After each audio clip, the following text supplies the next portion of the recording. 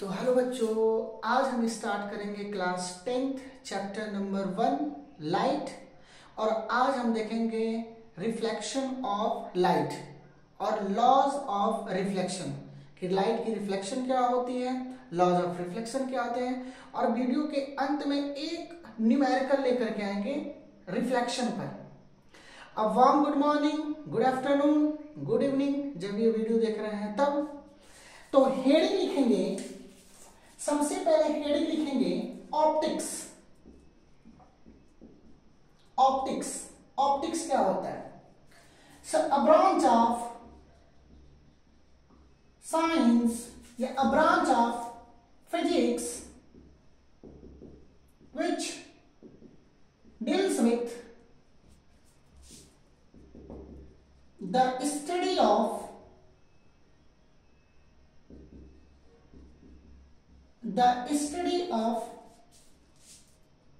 light. The study of light is called optics. Physics की वह branch जिसमें हम लाइट के बारे में स्टडी करते हैं, लाइट के बारे में अध्ययन करते हैं, उसको हम ऑप्टिक्स कहते हैं।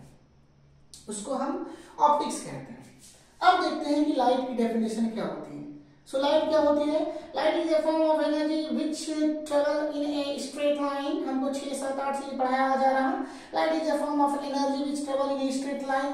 नहीं, अब हम कुछ नया डेफिनेशन सीखेंगे। Light is a that part of an electromagnetic wave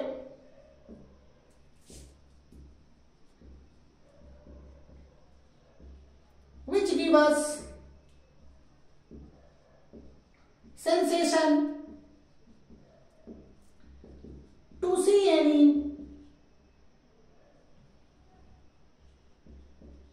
object। अब ये डेफिनेशन क्या होती है?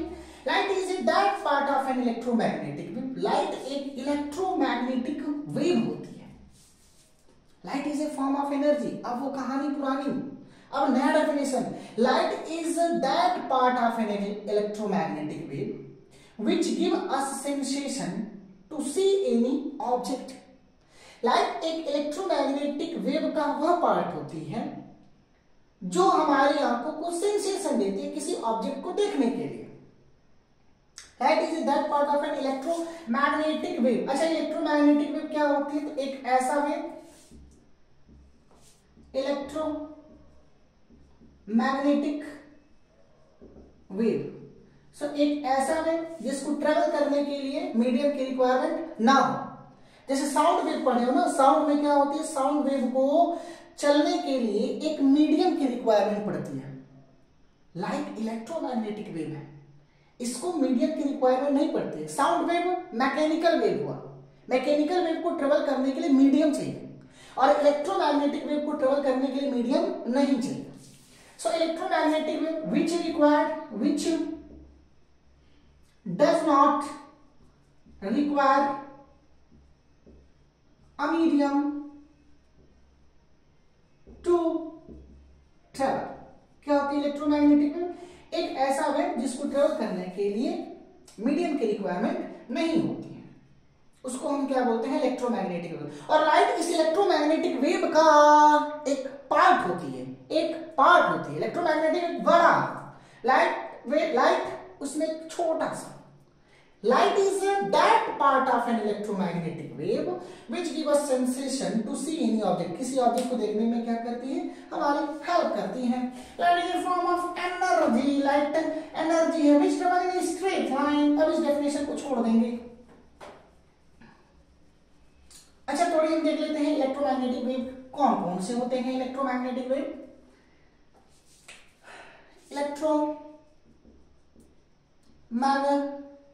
Magnetic wave. तो वेव में क्या क्या आएगा वो देखते हैं। गामा रेस, एक्स रेस, नाम सुने हो, x ray, gamma ray, x ray, UV ray. UV मतलब अल्ट्रा वायलेट रेस, पराबैंगनी किरण। सनलाइट से जो आती है, सन से जो रेज आती है, यूवी रेस, सन से जो रेज आती है उसको क्या कहते हैं? UV rays. इसके बाद VIBGYOR, VIBGYOR, VIBGYOR. So X gamma rays, X rays, UV rays, VIBGYOR. इसके बाद इंफ्रारेड, इंफ्रारेड। इसके बाद माइक्रोवेव, माइक्रोवेव, और लास्ट में क्या रहेगा, रेडियो वेव। और यहां से लेकर के यहां जब जाते हो, यानी यहां से लेकर इधर जब मूव करते हो, तो इसकी जो वेवलेंथ होती है, इसकी जो वेवलेंथ होती है, इसकी जो वेवलेंथ होती है वो इंक्रीज करती है। मतलब as you move in this direction, जैसे जैसे जैसे जैसे इधर जाओगे वैसे वैसे लेम्डा की वैल्यू इंक्रीज करती है। अच्छा, वेवलेंथ क्या होती है, लेम्डा क्या होती है, मालूम है? The distance between, the successive distance between two crest or two trough, the successive distance between two crest or two trough is called wavelength. जैसे ये एक वेव प्रोड्यूस हुआ, टिंग टिंग टिंग, तो इसको क्या बोलते हैं, इसको क्या बोलते हैं, क्रेस्ट, इसको क्या बोलते हैं, टफ। तो ये ऐसे गया, ऐसे गया, ऐसे टंग डंग डंग डंग डंग, ये चलो टिंग डिंग डिंग डिंग डिंग डिंग डिंग, ये तो इसको हम वेव कहते हैं, इसको वेव बोलते हैं। जो एक बार उठा उसको क्रिस्ट बोलते हैं, और जो नीचे जा रहा उसको हम टफ बोलते हैं। और एक क्रिस्ट और एक टफ को हम वन साइकिल बोलते हैं। क्लास 9 में सब पढ़ के आए हो ना? हाँ ठीक। एक क्रिस्ट और ये क्या हुआ, एक टफ, फिर क्रिस्ट टफ। अब ध्यान दो, ये टफ ये टफ, तो दो सक्सेसिव टच नहीं, दो सक्सेसिव टफ के बीच की जो डिस्टेंस होती है उसको हम लेम्डा बोलते हैं, या दो क्रिस्ट के बीच की जो डिस्टेंस होती है उसको भी लेम्डा बोलते हैं, या फिर वन साइकिल को कंप्लीट करने में जितनी डिस्टेंस ट्रेवल की उसको भी क्या बोलते हैं, लेम्डा। ठीक, इसको बोलते हैं लेम्डा। अब कह रहा है कि जैसे जैसे जैसे जैसे आगे बढ़ रहे हो वैसे वैसे वेवलेंथ बढ़ रही है। मतलब गामा रे की वेवलेंथ नहीं कुछ ऐसा, एक्स-रे की यूवी रे का done done done done done. Actually ऐसा दिखाई नहीं देता है, बट हम थोड़ा जूम वर्जन करके बता रहे हैं कि ये जो डिस्टेंस है टिंग टिंग टिंग, ये डिस्टेंस है टिंग टिंग टिंग, ये जो डिस्टेंस है टिंग टिंग टिंग। अब जैसे जैसे जैसे आगे बढ़ रहा है इसकी वेवलेंथ क्या कर रही है, जैसे जैसे जैसे आगे बढ़ रहा है वैसे वैसे इसकी वेवलेंथ क्या कर रही है। क्योंकि ये हमारी आंखों को दिखाई देती है, विबग्योर हमारी आंखों को दिखाई देती है, इसलिए हम इसको विजिबल रेज भी बोलते हैं, VISIBLE, विजिबल रेज भी बोलते हैं, विजिबल रेज, जिसको हम देखते हैं। हिंदी में इसको कहते हैं दृश्य, दृश्य किरणें जो हमारी आंखों को दिखाई दे, इसको हम नेकेड आई से देख सके, नेकेड आई से देख सके।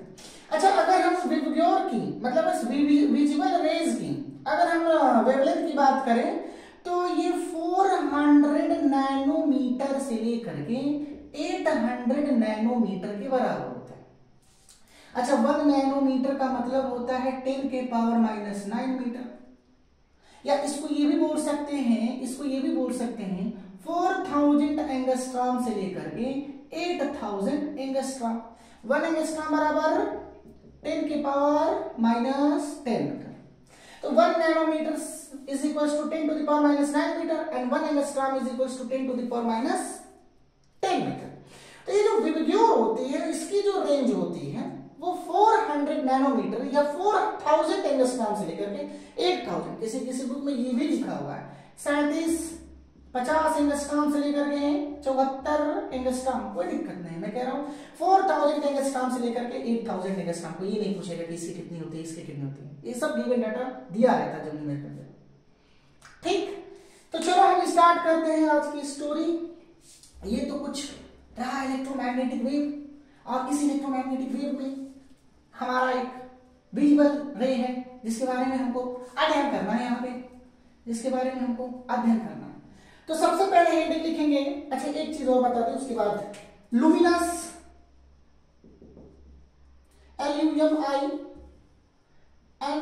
LUMINOUS, लुमिनस ऑब्जेक्ट, और एक होती है non luminous LUMINOUS, luminous non luminous object. तो लुमिनस ऑब्जेक्ट उसे कहते हैं जिसके पास खुद की light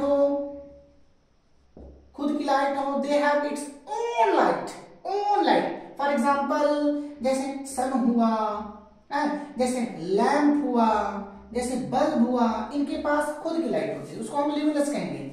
which does not have its own light is called non luminous object. Non luminous object example moon. Moon के पास खुद की लाइट नहीं होती है। सन की लाइट टिंग डिंग डिंग डिंग डिंग डिंग, ये सन की लाइट, यहाँ पे क्या है मून, तो सन की लाइट क्या करती है, मून पे पड़ती है टांग टांग टांग, और फिर ये क्या होता है अर्थ, EARTH। अब ये लाइट रिफ्लेक्ट होकर के अर्थ पे आती है। तो मून के पास खुद की लाइट नहीं, इसलिए हम मून को कहेंगे नॉन लुमिनस ऑब्जेक्ट। ये मेरे पास मार्कर हुआ, इसके पास खुद की लाइट नहीं है, नॉन लुमिनस ऑब्जेक्ट। क्लियर हुआ? तो एक लुमिनस ऑब्जेक्ट होती है और एक क्या होती है, नॉन लुमिनस ऑब्जेक्ट। अब हेडिंग लिखेंगे reflection of light. Reflection of light, class 10th यहीं से स्टार्ट करते हैं। Reflection of light.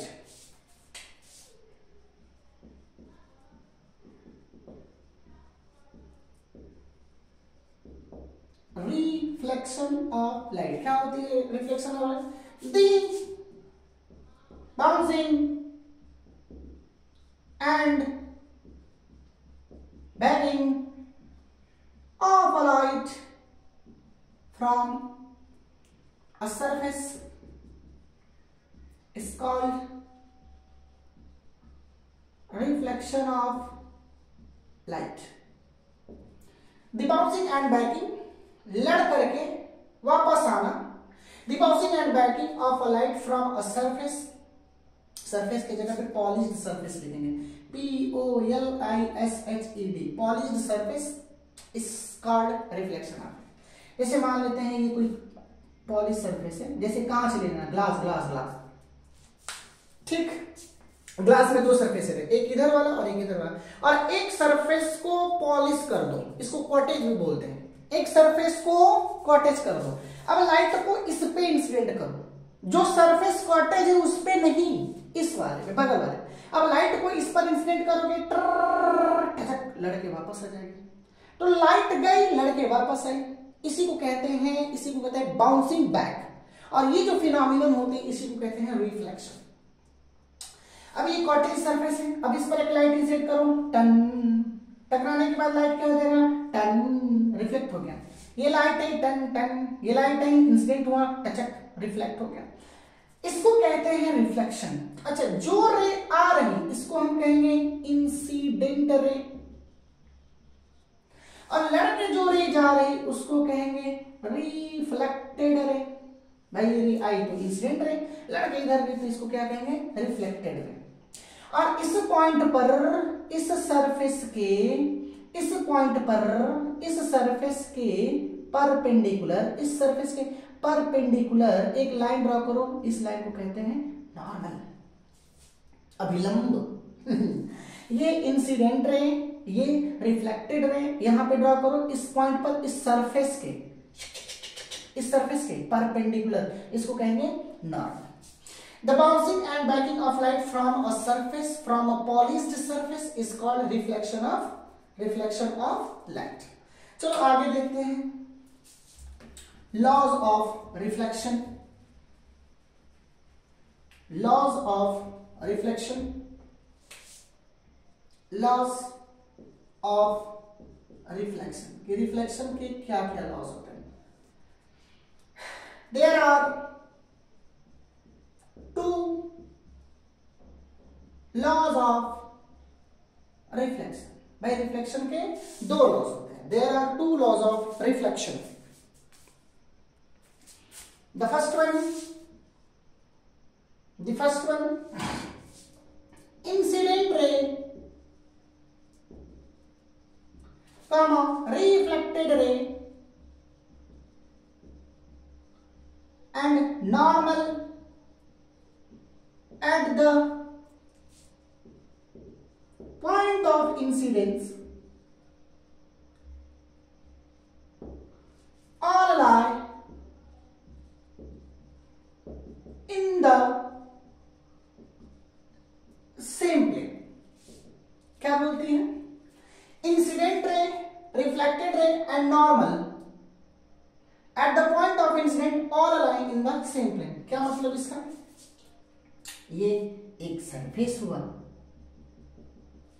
ये इंसिडेंट रे, अब रे यहां पे लड़ने के बाद ऐसे ट्यूं बाहर निकलेगा, तो ये क्या हो गया, इंसिडेंट रे। आई आर मतलब इंसिडेंट रे, आपतित किरण, हिंदी में आपतित किरण, लड़के बाहर में तो इसको क्या कहेंगे, आर रिफ्लेक्टेड रे, परावर्तित किरण, कर लो कोई दिक्कत नहीं। Incident ray, reflected ray.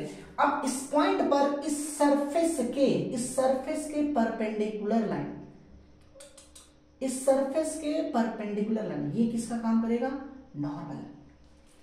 इस पॉइंट को कहेंगे, देखो ये रे आ रही टचक, ये रे इधर आ रही, यहाँ पे कोलाइड कर रही, कोलाइड मतलब स्ट्राइक कर रही, ये रे यहाँ पे आके यहाँ पे स्ट्राइक कर रही, इस पॉइंट को कहेंगे at the point of incident, और इसके परपेंडिकुलर, यानी इस सरफेस के परपेंडिकुलर ही होगा नॉर्मल। तो इंसिडेंट रे, नॉर्मल और रिफ्लेक्टेड रे, तीनों के तीनों एक ही प्लेन में, तीनों के तीनों एक ही प्लेन में। जैसे व्हाइट बोर्ड एक प्लेन हुआ, व्हाइट बोर्ड एक प्लेन हुआ, व्हाइट बोर्ड एक प्लेन हुआ, इस प्लेन में इंसिडेंट रे है, नॉर्मल है, रिफ्लेक्टेड रे, ये सभी के सभी इस प्लेन में। सुनो सुनो सुनो, ये है तुम्हारा इंसिडेंट, ये इंसिडेंट है, दिख रहा है, ये सरफेस, नॉट इंसिडेंट, ये एक सरफेस या प्लेन बोलते हैं, और इस प्लेन में incident ray, normal, reflected ray, ठीक, incident ray, normal, reflected ray, all align in the same way। Second, angle of incident is equals to angle of reflection। मतलब नॉर्मल के साथ इंसिडेंट रे जो एंगल बना रहा है उसको एंगल ऑफ इंसिडेंस बोलते हैं, नॉर्मल और इंसिडेंट रे। और नॉर्मल रिफ्लेक्टेड रे के साथ जो एंगल बनाता है उसको एंगल ऑफ रिफ्लेक्शन बोलते हैं, आर। और angle I is equals to angle R, किसी भी सरफेस के लिए, चाहे वो स्मूथ रहे, चाहे वो कर्व रहे, किसी भी सरफेस के लिए एंगल आई और एंगल आर हमेशा बराबर। जरूरी नहीं कि सिर्फ प्लेन सरफेस में ऐसा हो, जरूरी नहीं कि बस प्लेन सरफेस में ऐसा हो, किसी भी सरफेस में, चाहे स्मूथ सरफेस ले लो। जैसे मान लो कि हमने कह दिया कि सर मान लो कि ये कोई कर्व है, ठीक, इससे हो गया, और इसको हमने अंदर से पॉलिश कर दिया, टक टक टक टक टक टक टक टक टक टक टक टक, और हमने एक रे ड्रा किया, ट्यूब, कौन सी रे, इंसिडेंट रे। हमने कहा कि रिफ्लेक्टेड रे बना के दिखाओ, तो ये तुम्हारी पॉइंट क्या होगी, सेंटर। पहले इस सेंटर से जिस पॉइंट पर इंसिडेंट हो रहा एक लाइन ड्रॉ करो, टक टक टक टक टक टक टक टक टक टक टक टक, ये लाइन ड्रॉ कर दिया। अब ये जो लाइन मिल रही इसको हम बोलते हैं नॉर्मल, ये नॉर्मल की तरह बिहेव करता है। सेंटर से जो लाइन आती है वो नॉर्मल की तरह बिहेव करती है। तो ये इंसिडेंट रे तो नॉर्मल, तो ये कैसा हो जाएगा, ये हो जाएगा रिफ्लेक्टेड रे, ये हो जाएगा रिफ्लेक्टेड रे। फिर से देख लो, मान लो कि ये हमारा कोई कर्व है और ये कॉटेज है अंदर से, और एक रे ऐसी है टिंडिंग। हमने कहा रिफ्लेक्टेड रे बना के दिखाओ, तो सेंटर से इस पॉइंट पर, सेंटर से इस पॉइंट पर एक नॉर्मल ड्रॉ करो, किसका काम करेगा, सेंटर से इस पॉइंट पे एक लाइन ड्रॉ करो, वो लाइन नॉर्मल का काम करेगा। इंसिडेंट रे, नॉर्मल, तो ये किसका काम करेगा, रिफ्लेक्टेड रे, खत्म। चाहे सरफेस स्मूथ रहे चाहे सरफेस स्मूथ ना रहे, एंगल आई और एंगल आर हमेशा बराबर, ठीक। अच्छा मान लो कि ये जो रे आ रही है ऐसे, ये ऐसे ना करके नॉर्मल आ रहा, जैसे ये रे ऐसे ना करके ये रे ऐसे आ करके, अच्छा ये किसका काम कर रहा है, नॉर्मल, और रे नॉर्मल पे ही आ रहे, तो एंगल आई बराबर कितना होगा, 90। सोच के बोलना, 90 ना, एंगल आई 90 नहीं होगा, रे नॉर्मल पे आ रहे, और आई बोलता है कि नॉर्मल के साथ जो इंसिडेंट रे बनेगा वो एंगल ऑफ इंसिडेंट होगा, तो नॉर्मल यही हुआ, और रे इसी पे आ रही, नॉर्मल ये हुआ, और रे इसी पे आ रहा, तो कितने डिग्री का एंगल, पैरेलल हुआ ना, तो कितने डिग्री का एंगल बन रहा, 0। तो एंगल आई 0 हो गया, तो एंगल आर भी कितना हो जाएगा, 0 हो जाएगा। तो रे नॉर्मली आएगा, तो नॉर्मली क्या हो जाएगा, रिफ्लेक्ट हो जाएगा, नॉर्मली आया तो नॉर्मली क्या हो जाएगा, रिफ्लेक्ट हो जाएगा। यानी ये इंसिडेंट रे रिफ्लेक्ट होकर ऊपर जा रही है तो रिफ्लेक्टेड रे। समझ में? और इस पर एक न्यूमेरिकल करते हैं, इस पे एक न्यूमेरिकल करते हैं,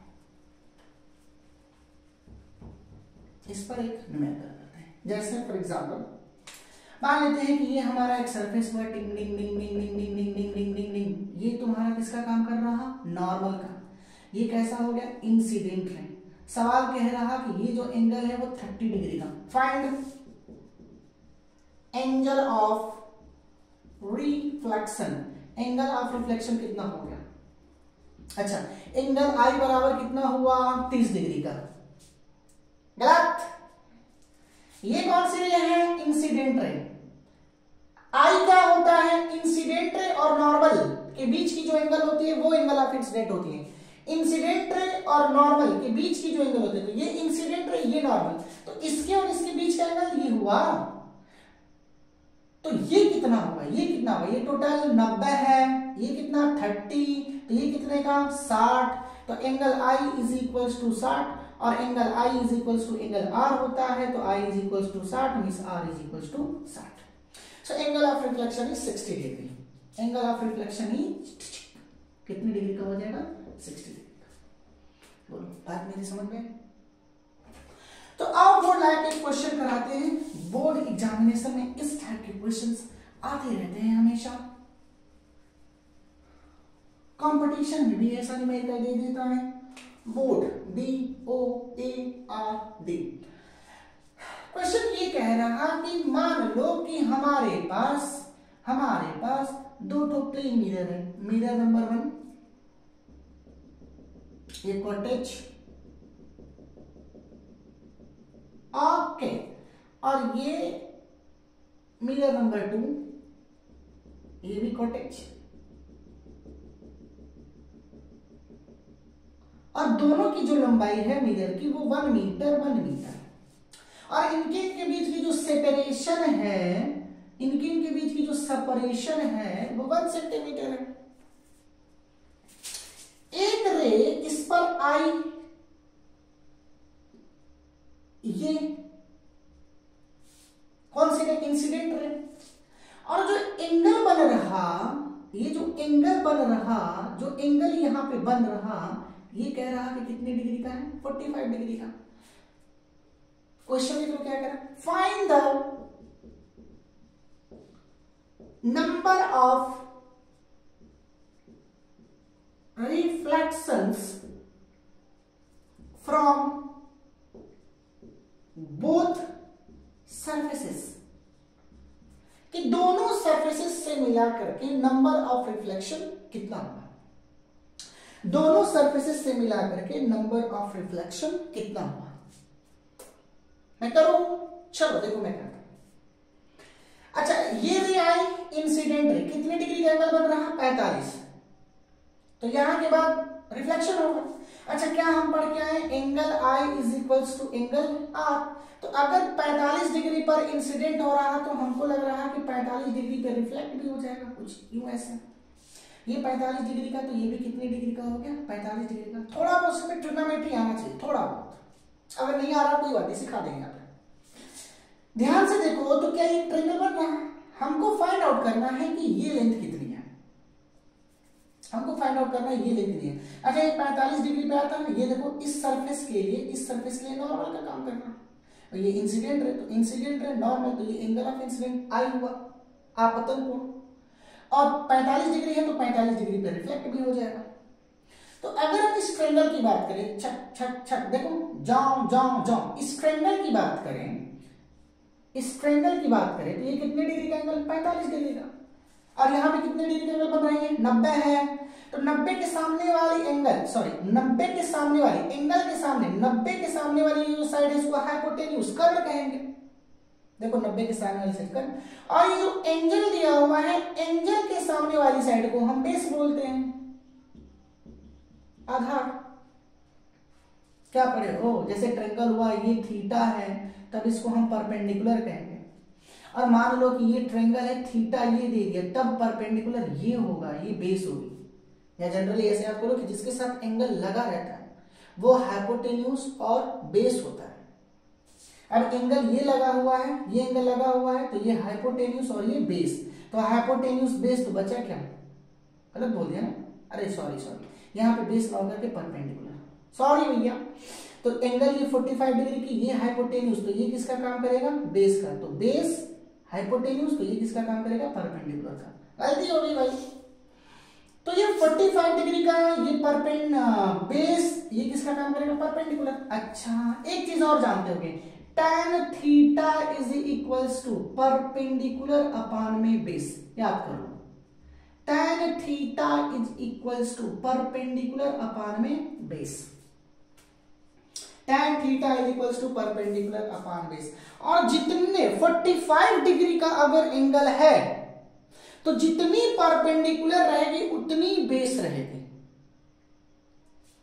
अगर मान लो कि इस ट्रायंगल में ये एंगल 45 डिग्री की है तो जितनी परपेंडिकुलर उतनी बेस।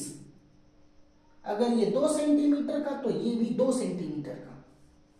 आओ दिखा देते हैं एंगल कितना बनना 45, तो तुम लिखोगे tan 45 is equal to perpendicular, तो परपेंडिकुलर ये हुआ, इसको x मान लेते हैं, परपेंडिकुलर x, बेस का काम ये कर रहा है, ये कितना है, इनके और इनके बीच की डिस्टेंस कितनी है 1, और tan 45 की वैल्यू भी कितनी होती है 1, so x upon 1, x is equal to 1, मतलब ये भी कितने का हो गया 1 का, तो ये 1 सेंटीमीटर, यानी ये भी कितना 1 सेंटीमीटर। यानी इस वाले मिरर पर पहला रिफ्लेक्शन 1 सेंटीमीटर पे हो गई। अब यहां पे नॉर्मल ड्रा करो, टक टक टक टक टक टक टक टक, सीधा जा रहा ना, टक टक टक टक टक टक टक टक टक टक टक टक टक टक टक, ये पहला नॉर्मल इस सरफेस के लिए। अब यहां से इंसिडेंट रे इस सरफेस के लिए इंसिडेंट रे का काम करेगा। अब यहां से रिफ्लेक्ट होकर यहां पे आ जाएगा, रिफ्लेक्ट होकर यहां पे आ जाएगा। अच्छा ये 1 मीटर है, 1 मीटर का मतलब होता है 100 सेंटीमीटर, 1 मीटर का मतलब होता है 100 सेंटीमीटर। अब ध्यान दो, ये 1 सेंटीमीटर, तो ये भी 1 सेंटीमीटर, ये 45 डिग्री, तो ये भी 45 डिग्री, लॉ ऑफ रिफ्लेक्शन। अच्छा ये 45 डिग्री, ये भी 45 डिग्री, ये 1 सेंटीमीटर, क्योंकि ये 1 है तो ये भी 1, 45 तो ये कितना होगा, ये भी 1 सेंटीमीटर, ये भी 1 सेंटीमीटर। अब सुनो ध्यान से, इस वाले मिरर पे पहला रिफ्लेक्शन सुन लो, पहला रिफ्लेक्शन ये है आई, पहला रिफ्लेक्शन, और इस मिरर पे जो अगला रिफ्लेक्शन है वो 2 सेंटीमीटर का है। अब सुन लो, फिर यहाँ पे एक नॉर्मल ड्रॉ करो इस सरफेस के लिए, फिर ये इंसिडेंट रे का काम करेगा। अच्छा ये कितने डिग्री का 45 डिग्री, ये दोनों के दोनों पैरेलल, तो अल्टरनेट एंगल से ये भी कितने का होगा 45, बोलो होगा। फिर ये रिफ्लेक्ट हो जाएगी, ये कितने डिग्री का 45, angle of incidence is equal to angle of reflection. अच्छा ये 1 था तो ये भी कितने का हो जाएगा 1 सेंटीमीटर, ध्यान 1 सेंटीमीटर। अच्छा ये 45 डिग्री का, तो ये भी कितने का हो जाएगा, ये कितने का हो जाएगा, ये भी 1 सेंटीमीटर। यहाँ पे ये सेकंड रिफ्लेक्शन, देखो ये फर्स्ट रिफ्लेक्शन और ये सेकंड रिफ्लेक्शन, ये फर्स्ट रिफ्लेक्शन और ये सेकंड रिफ्लेक्शन। अब काउंट करो, अब आगे नहीं बढ़ना है, देखो 1 सेंटीमीटर, 2 सेंटीमीटर, 3 सेंटीमीटर। इस वाले मिरर पर इसको फर्स्ट मिरर कर देते हैं, इसको सेकंड मिरर कर देते हैं।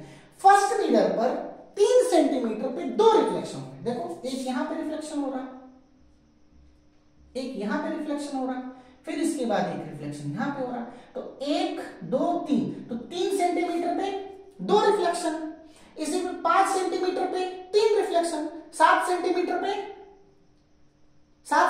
पे 4 रिफ्लेक्शन, 9 सेंटीमीटर पे 5 सेंटीमीटर 9 सेंटीमीटर पे 5 रिफ्लेक्शन। भाई 3 पे कितना हो रहा है, 1 पे 1 हो रहा है, 1 2 3 सेंटीमीटर पे 2 रिफ्लेक्शन, तो 50 सेंटीमीटर पर कितनी रिफ्लेक्शन होगी 25, 100 सेंटीमीटर में 100 सेंटीमीटर, 100 सेंटीमीटर पे कितने रिफ्लेक्शन होंगे 50 रिफ्लेक्शन। सिमिलरली यहां पे देखो, यहां से कोलाइड करके अरे स्ट्राइक करके फिर इधर आएगा, ये कितने का 45 का, ये भी कितने का 45 का। अच्छा ये कितने का है 1, तो ये भी कितने का 1, ये भी कितने का 1 सेंटीमीटर। तो यहां पे देखो पहला ये, दूसरा ये और तीसरा ये, 1 2 3 4। अब समझो 2 सेंटीमीटर, इसको पहले पहला मान लो, 2 सेंटीमीटर पे पहला, फिर 1 2 2 सेंटीमीटर पे पहला, यानी 4 सेंटीमीटर पे 2 रिफ्लेक्शन, इस वाले मिरर में 4 सेंटीमीटर पे 2 रिफ्लेक्शन, पहला ये 2 रिफ्लेक्शन, तो 100 सेंटीमीटर पे 50 रिफ्लेक्शन, तो 50 इसमें और एक यहां पे हो रहा शुरू में, तो 50 50 प्लस 1, तो टोटल नंबर ऑफ रिफ्लेक्शन कितना होगा 50 50 plus 1 is equals to 101 reflection. एक बार अच्छे से देखो, खुद से करने का प्रयास करो, रिजल्ट आएंगे। तब तक पढ़ाई करते रहो, हम आएंगे अगले वीडियो में कुछ और formation of image, plane mirror से इमेज का कैसे फॉर्मेशन किया जाता है। तब तक ऑल द वेरी बेस्ट।